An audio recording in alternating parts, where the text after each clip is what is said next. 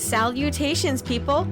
Welcome to Page 3 Killers, Murders That Went Unnoticed, a podcast where we dive into the murder cases that went unnoticed by our nation's newspapers.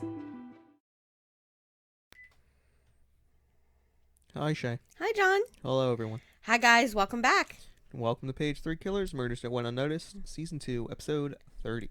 Yes, and this week we have a really interesting case. We are going to be talking about the hobo killer, Lloyd Gomez.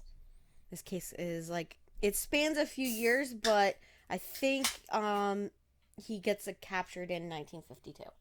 So I think it runs from 50 to 52.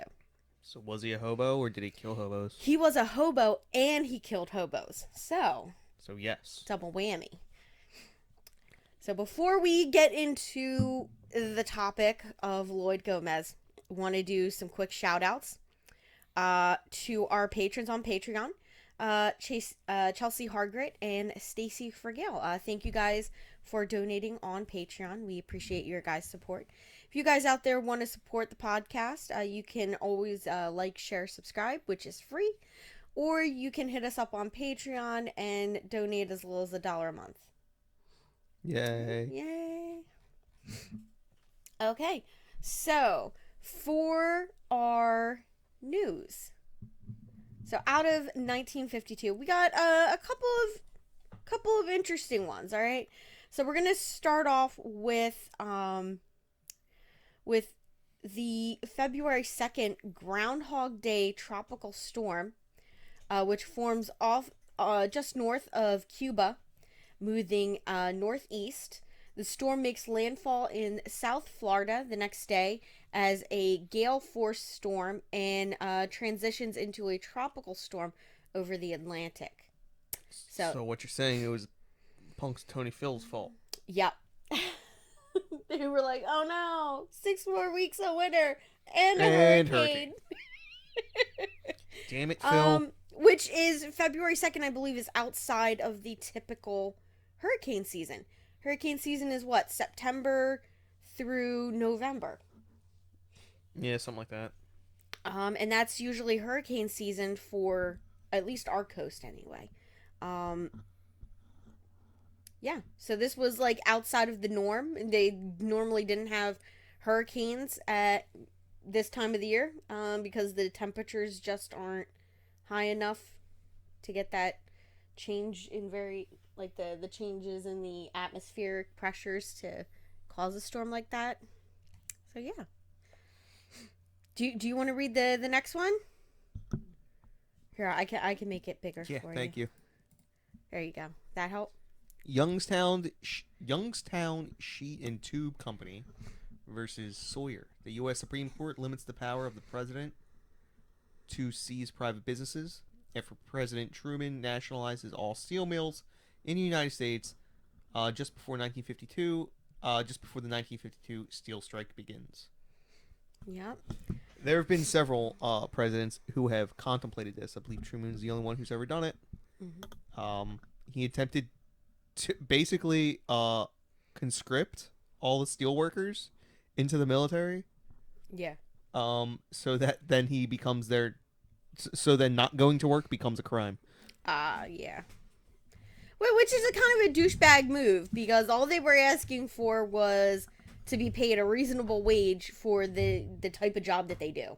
That has nothing to do with why it's a douchebag move. It's a douchebag move because, that's nuts. Yeah, and who wants to be forced to be in the army? You're supposed to say feminist. Well, no one. All right, so the next thing we're going to talk about is April 28th. We have the Treaty of San Francisco goes into effect. Now, this formally ends our occupation of Japan after World War II. I mean, we still had bases there, but they were allowed to have their own military. Yeah, they were allowed to have their own military. And that was being negotiated for a couple of years up until this. So, and I believe earlier in that year, in January, is when that they had the meeting between the Prime Minister of Japan and the president earlier that year, like in January. They had like a formal meeting to set this up. Okay. Yeah. All right, so the next one. So what you're saying is it didn't do a Zoom call or anything like that? It wasn't Zoom call. over. Yeah, no, Wasn't over a Teams meeting. And I'm not even sure. I believe it was in San Francisco. Like the president flew out to San Francisco, and they brought in the. It was either the prime minister or, for some reason, governor is hitting my head, and I'm like, no, it was. I think it was definitely the prime minister of Japan. And they met in San Francisco, and that's. It will be really weird for the Treaty of San Francisco to be held in Dallas. Yeah. What was the Atlanta. Treaty of Versailles in Versailles? Yeah. Really? That's why it's called the Treaty of Versailles. And Guadalupe Hidalgo was held in Guadalupe Hidalgo. And the Treaty of anywhere there's a place afterwards, it's where it's held. Okay. Thanks, babe. All right, so our next one is July 19th through the 26th. Probably one of the... Listen, anytime UFOs come up, I find it hilarious. Because I honestly believe, okay, people are seeing something, but they're mistaking it for something that's unidentified. Like, it's a freaking plane. Calm down. So in Washington, D.C., there is a UFO incident between the 19th and the 26th of July. Several alleged UFOs are tracked on multiple radars. Jets go into, they rush in to check that area on several occasions, and the objects basically use evasive maneuvers to stay out of their sights and everything. So only and then they would come back like after the jets leave, and then they're like, what the... Yeah, so there was like a whole bunch of these sightings reported. Yeah, and it was like really interesting. It was probably the Russians. Yeah, you think it was the Russians? Like, flying over Washington, D.C.? Seeing what they can get away with, yeah.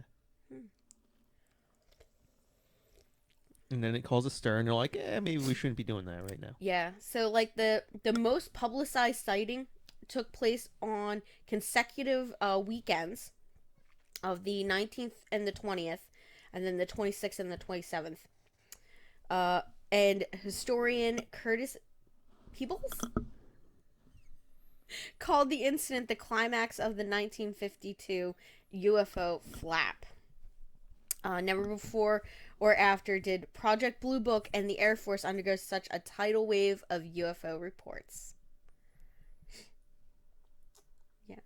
So I'm like, what's really funny is this one is less known than the Arizona lights, the Phoenix lights. That was like huge. Cops saw it and they reported it. So it was kind of crazy. All right, so our next one is September 19th. And you probably find this one really interesting. Anybody who's a Charlie Chaplin fan. So the United States, after Charlie Chaplin leaves on a trip for the UK, they basically bar him from re-entering the United States. They strip him of his citizenship in the United States.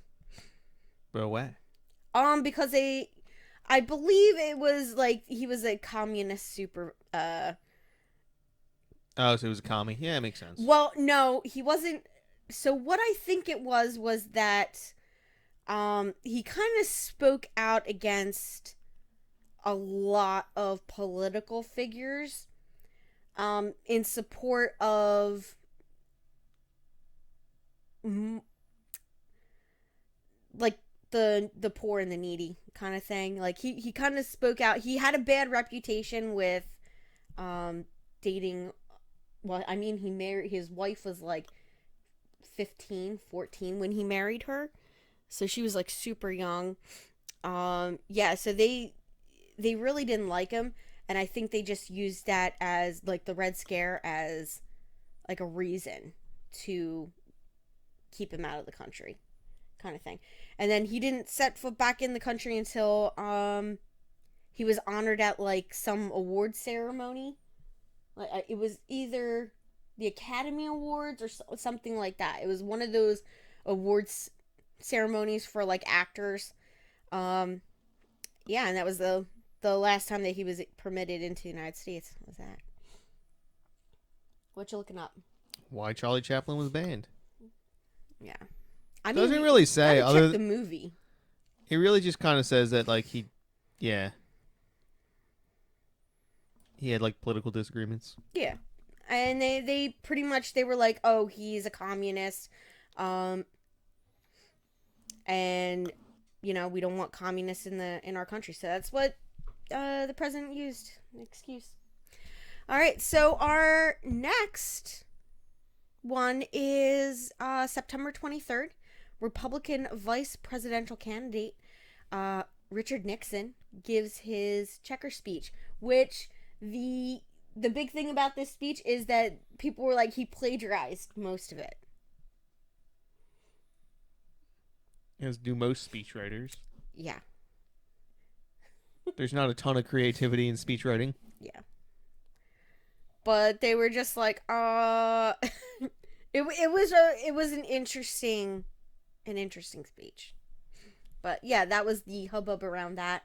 So after that speech, it was like, it kind of went insane because they were like, oh, that was like literally this one person's speech almost verbatim, except they changed the name of the dog kind of thing. All right. Now for our CD side.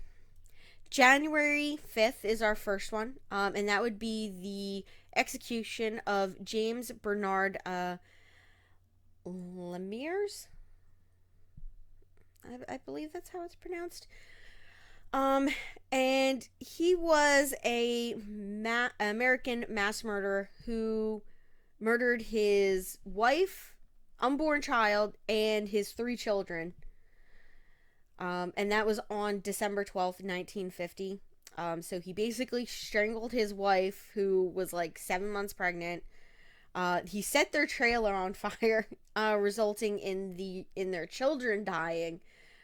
So he was convicted of 2 counts of first-degree murder and sentenced to death, and he was executed on January 5th, 1952. It's a quick execution, 2 years. Yeah. Yeah, they didn't play games. I mean, they gave you a little bit of time to... He was only 26 when this happened. Yeah. I mean, but who does that? Like, there had to have been something mentally wrong with him. I don't know. Well, yeah. Duh. Yeah. All right. Do you want to read the next one? It's only because there's a lot of names in it, isn't it? No. Alfred Topliz, the Democratic leader of Manhattan's First Assembly and supposed associate of New York mobsters Michael Trigger Mike Coppola and Frank Erickson, appear before the New York Crime Commission. I let you read that one out because it had a nickname. Oh, Trigger Mike. That's it's all right. Yeah. I'm not gonna. Yeah, so we got a lot of mobster stuff going on in this one. All right, so we have that happen, and then. So I wonder what he was known for. Be like, oh yeah, he's known for beating people up with baseball bats. Oh wait, Trigger Mike? Yeah. Well, I'm assuming that it would be gun.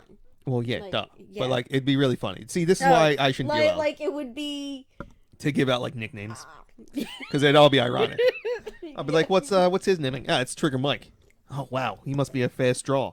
No, I beat someone to death with a baseball bat.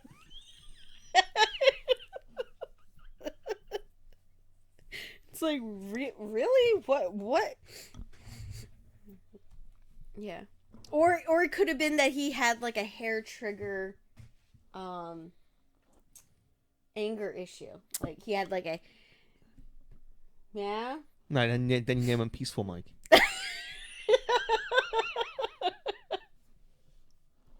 Oh, my God. You would be terrible. Be like, hey, man, that's Frankie 5-finger discount. Oh, yeah, man, he must be a good pickpocket. No. He lost 5 of his fingers. He's got 3 on one hand and 2 on the other. Oh my god, John. Oh, yep. Even better, he's got 6 fingers.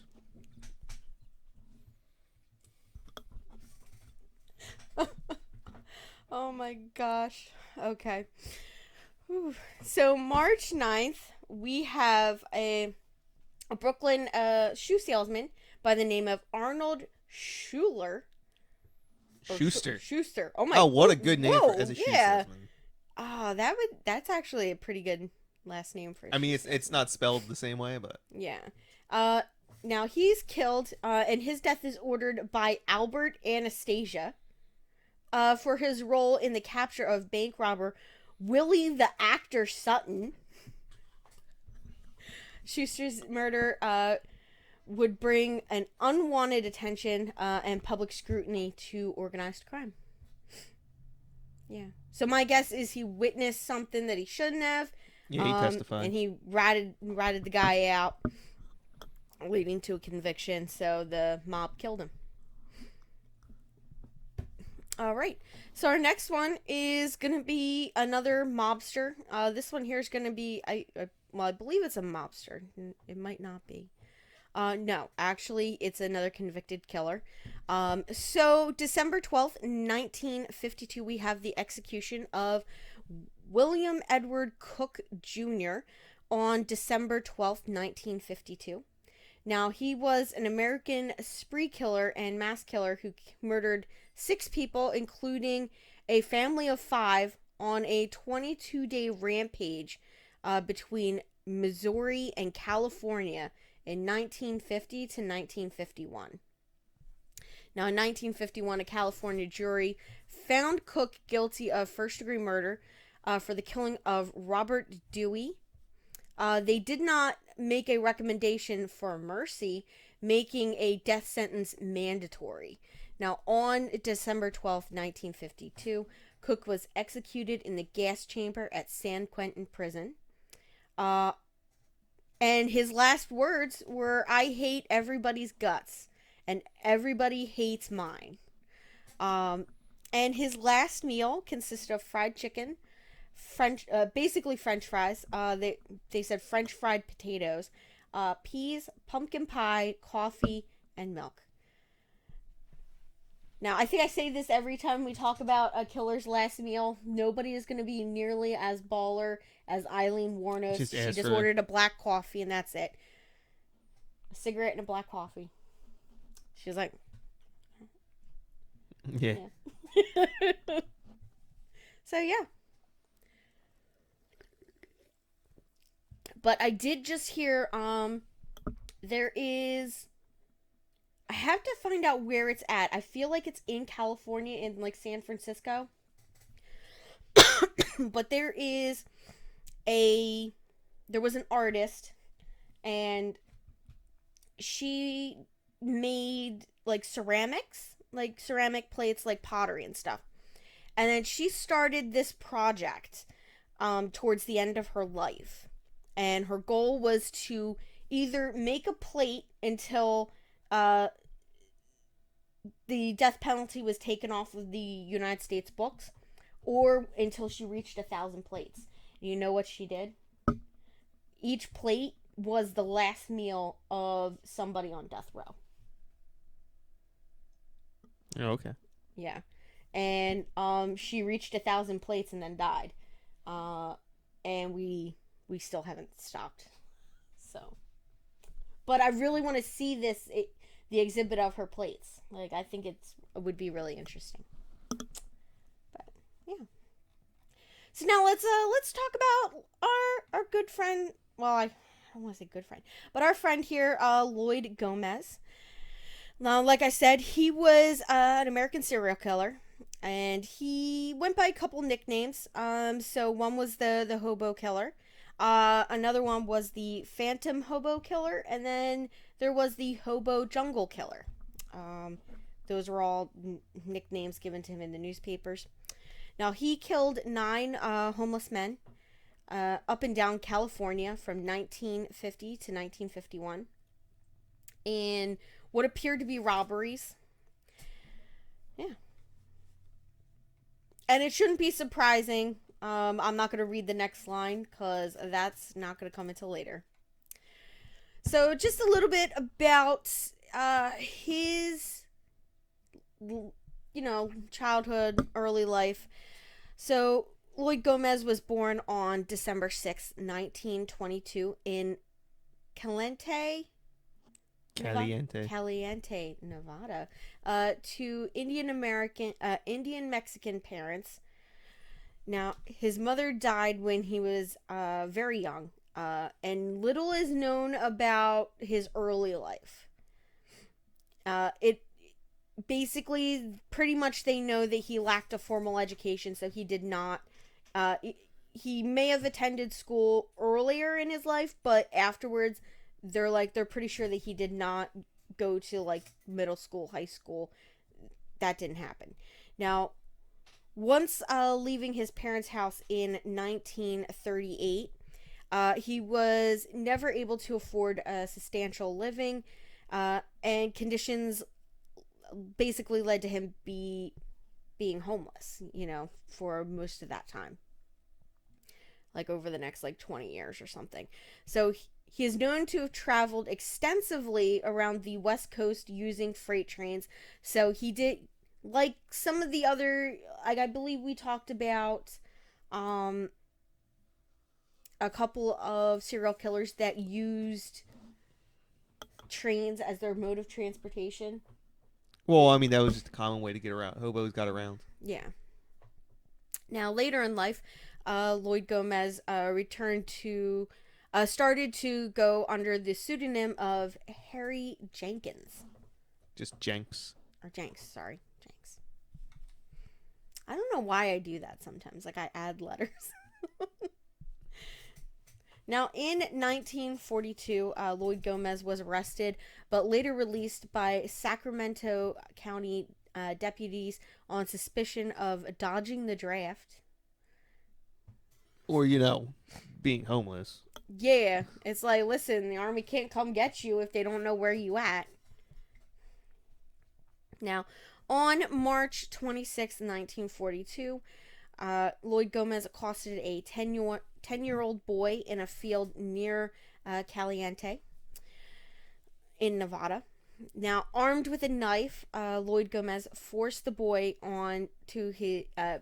basically forced him to hand over his rifle. And once in hand, he threatened the boy before he fled the area. So now he's armed. Now, he was later arrested in Cedar City, Utah, and was extradited back to Nevada, for which he was sentenced to 4 years of imprisonment for that theft. Now, a year into his sentence, Gomez's father, Manuel, was arrested for the murder of Jesus Garcia. Yeah, I was like... It's Jesus. He killed Jesus. I'm like, no, I'm like, how did they pronounce that? Because I know it's not Jesus. And his dad received a life sentence for that murder. Now, in 1946, Lloyd was paroled and was returned to prison after being convicted in 1948 for another assault. Now, he was sentenced to serve his sentence at a prison camp. But one day, while he's there at that prison camp, when the guards weren't looking, he just walked off, and he would not be heard about for the next 2 years. Now, as time passed, Gomez became more and more motivated by financial gain, eventually causing him to begin robbing and killing people. So he chose fellow homeless men as his victims, roughly middle-aged, who he often preyed on while wandering around on the rail cars. Now, he used numerous methods to commit his murders, including shooting, beatings. He used different types of weapons. He used a wood plank, a smashed bottle, rocks, and like his sort of like little MO was to like hit them in the head and just not stop until they were dead, kind of thing. So one interesting detail is that Lloyd Gomez appeared to have taken 7.5 month break between his two killing sprees. Now, during the first series, it took Lloyd Gomez over 4 months to kill 3 people. Yeah, I'm just saying, if you're motivated by financial gain, the hobos are not the people you need to be bashing over the head. I mean, he was like stealing from them. So for him, it was nobody would care if like a homeless person died, like because they weren't. Cops just didn't view them as people, much like how they view prostitutes. They don't view them as people. They're just a nuisance to police officers. So they're not a productive part of society. So they don't care as much when they die versus when, somebody dies in their home. Pretty white girl syndrome? Not even pretty white girl syndrome. It's just they're not as visible, I guess. Like it's a shame. Like, you ain't got anyone yelling at you. Why haven't you found my son yet? Yeah, exactly. There's nobody to care. And most of the time, if you have a relative that is homeless, then you don't know where they are. You don't know if they're dead or alive. So how are you supposed to know? So, yeah. All right. So now we're going to talk about the murders. So, like I said, he chose other homeless people that were living rough, and traveled the rail cars. And frequenting like the hobo camps that were alongside of the railroad. Now, his first victim was never identified by authorities, and this man was killed in the summer of 1950. His second victim was Warren Hood Cunningham, and that was on November 11th, 1950. He was shot to death after he accused Lloyd Gomez of stealing his beer. And the only witness to the killing, John Capusta. Wow, interesting. That's an interesting last name. What do you think it's? I have no idea. I don't even want to guess what ethnicity that name is. Somebody out there can tell us. That would be great.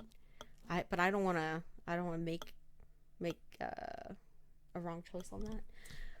You want to look it up? Sure. Continue reading. But he couldn't identify Lloyd Gomez based on the fact that he was blind in one eye. So, I mean, he only caught half of it. I was right. It's Eastern European. Eastern European? Okay, yeah. I know I didn't say that out loud, but that was my first thought. Okay. Now, 8 days later, on November 18th, Lloyd Gomez is now in Mojave? Huh, it's Polish for cabbage. Oh, there you go. Yes, Mojave. Yeah, got one. Now, while they're... Mojave? Where's Mojave at? Yeah, so while there, he murdered Earl Franklin Woods by bashing him to death with a large rock. Now, after killing him, Lloyd Gomez disposed of the rifle that he used to kill Cunningham. Now, he attempted to flee Los Angeles, but was arrested by authorities on charges of vagrancy, for which he served 30 days in jail before being released in December. Man, got lucky. Yeah, he got real lucky. Now, once out, Lloyd Gomez returned to the homeless lifestyle without killing anyone for a little while. Now, He got scared. yeah. Now, on May 26, 1951, Gomez beat to death Elmer Cushman. Or Cushman? Cushman. Yeah, Cushman? Okay. Who was sitting in a rail car. And then after killing him, he pocketed the guy's $16.50. Yeah. Now, 10 days later, he used a wooden plank to bash to death an unidentified sleeping hobo and searched through his coat and stole his $20. Now, on June 22nd, Lloyd Gomez was sheltered in Well, we had this the other day. Yep, Merced, California, when he spotted 60-year-old George Jones walk into the hobo camp there and found a spot, who was looking for a spot to cook, and he was like getting set up and all. So Lloyd Gomez snuck up behind him and struck him and with a rock, fracturing his skull. Now, from him, he stole $24.50, which was the largest amount of money that he would get from one of his victims. Now, on July 17th, Lloyd Gomez was wandering around the railroad tracks near Roseville when he chanced upon, oh my gosh, Hargrett Ostlund, who was resting next to the tracks. Now, taking advantage of the situation, Lloyd Gomez picked up a large stone and dropped it on that man's head, killing him. Now, in August, Lloyd Gomez's 8th victim, who was an unidentified man, was killed near the railroad tracks. And on August 16th, 46-year-old Roy Hansen was sitting on a rail car when Gomez found him and dropped a large rock on him, killing him as well.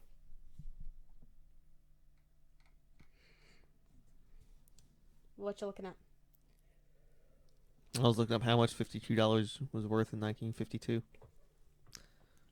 It's about $600. That's what he got total from all 3 victims. Yeah. Now, on January 15th of 1952, Lloyd Gomez is arrested for vagrancy once again. Now, while behind bars, he called police to his cell and gave a detailed confession to all 9 murders and expressed his disappointment that the 9 men's lives only netted him $62.26. Okay, so 62.26. Yeah. So that was like the total amount between the 2 years that he committed his murders. That's all he got was $62.26. So about $700 total. Today's money. So while all 9 murders were explained in meticulous detail, police focused on Warren Hood Cunningham's murder, who was the second victim of Lloyd Gomez. So he agreed to help investigators and took them to the crime scenes. And so Lloyd Gomez led detectives to the murder scene of Warren Cunningham. Now, he claimed, do you want to read this, babe, as Lloyd Gomez? This section here? Sure. He went after me with 2 pocket knives. Some guy down there was just squealed. Some guy down there just squealed on me and told him I stole his 2 cans of beer about 4 days before that. I ran. Boy, how I ran. And he was still after me. I got away and waited about 3 hours. I guess I got mad. I got so mad I couldn't stop. I had a gun buried over by the American River and went back to his place with it. I knew what I had done. I ran. I went to Fresno, then to Los Angeles. The idea was to go somewhere, just keep moving, or just keep going. Yeah. So Gomez also brought attention to John Capusta's murder and the only witness to the killing. Capusta claimed he knew Gomez as the Indian, which was, I guess, his nickname, and he was able to recognize Gomez by his voice. Now, with all the evidence, Lloyd Gomez stood trial on June 9th of 1952. In June of 1952. Sorry, guys. Now, on the first day of the trial, Lloyd Gomez tried to run out of his seat after seeing a guard open an unlocked door. Now, before he was able to leave the building in his escape attempt, he was tackled to the ground football style, apparently. Take it. Yep. Now, based on the circumstantial evidence and testimony, including Lloyd Gomez's own words, he was charged with one of the murders, which was that of Warren Cunningham. Now, Gomez never took back his confession during the one court hearing. He even said this about the killing, that he killed to get money to eat. Now, 3 state mental health specialists, R.B. Toller, Theo Miller, and Walter Rappaport,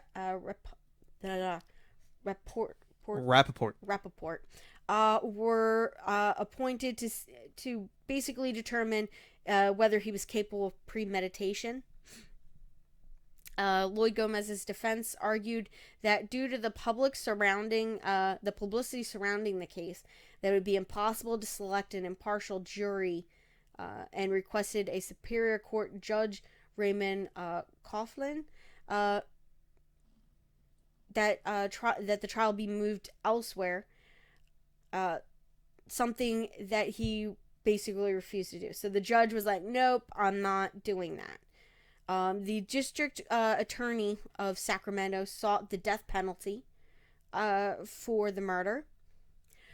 Now, the trial began on June. Oh my gosh, I don't have the date here. I'm assuming it's June 1st or the 10th of 1952.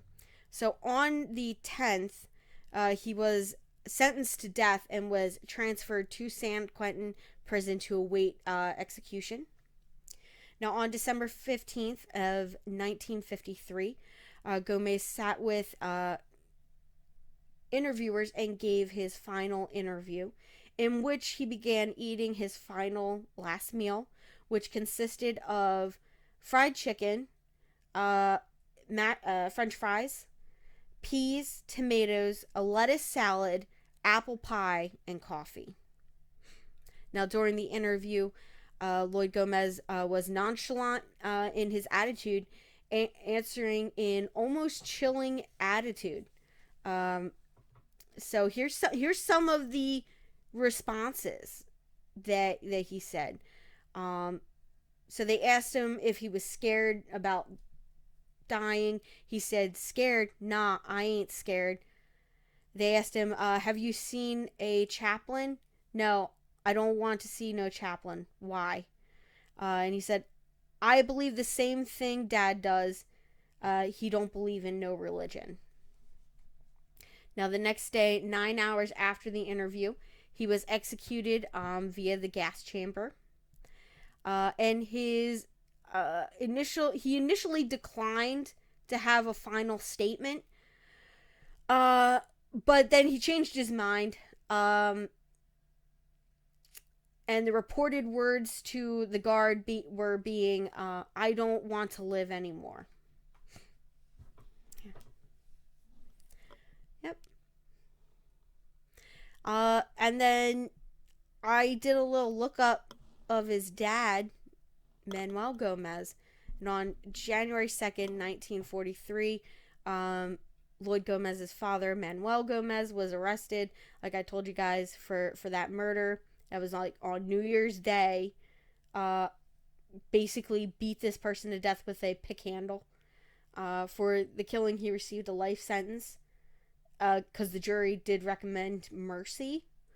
Now, 4 years into his sentence, he was diagnosed with ulcers and had to be bedridden for most of his imprisonment. Now, 4 months after Lloyd's execution on February 22nd, 1954, his father, Manuel Gomez, passed away at the age of 64.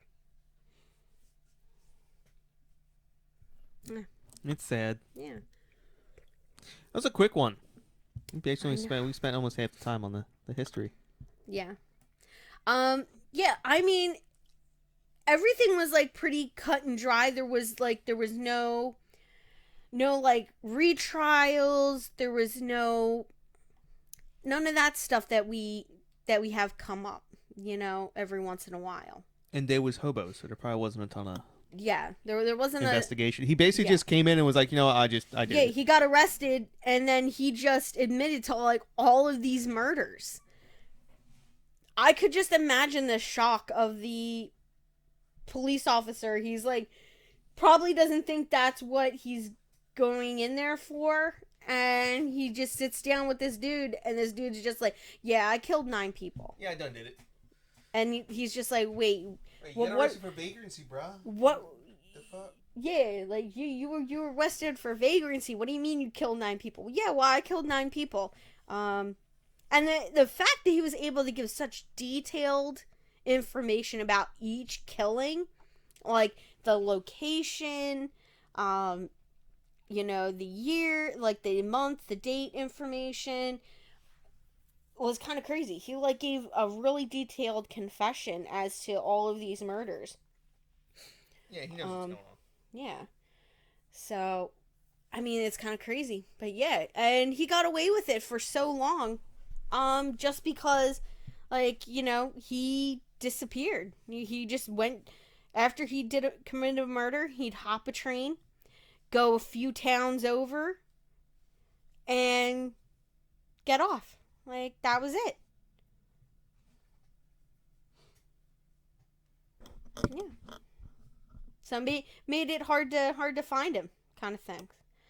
Not that the cops probably tried very hard to solve them. Like, there was probably some decent detectives there, that did try to like solve some of these.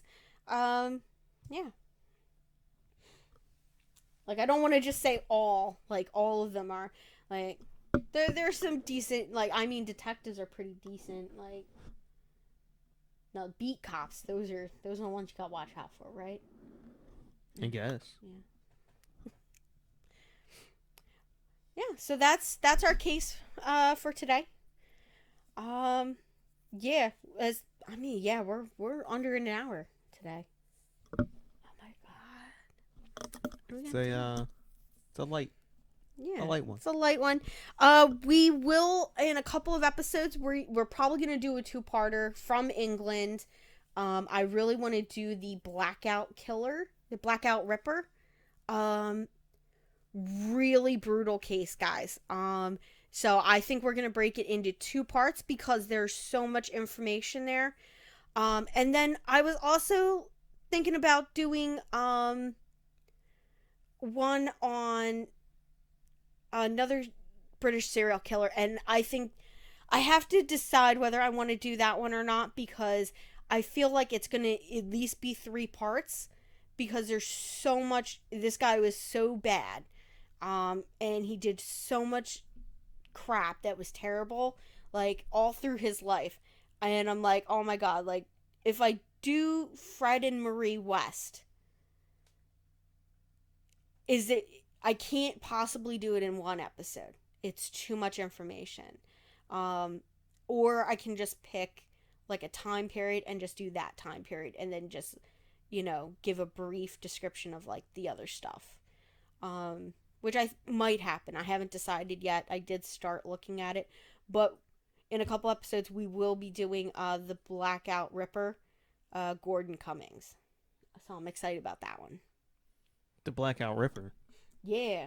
So it was during World War II, during the blackouts in Britain. Yeah, Why would He was in man? You gotta go on top of your country's getting bombed. And you're just like, Yeah. no, I'm gonna make this worse for people. Mm-hmm. Yeah, he was a dirtbag. And I mean, just the level of detail that they have on these cases. Like, I'm just saying, there are some things you don't want to look up because they have pictures. So I know that I cannot look up anything from South America and Mexico. I cannot.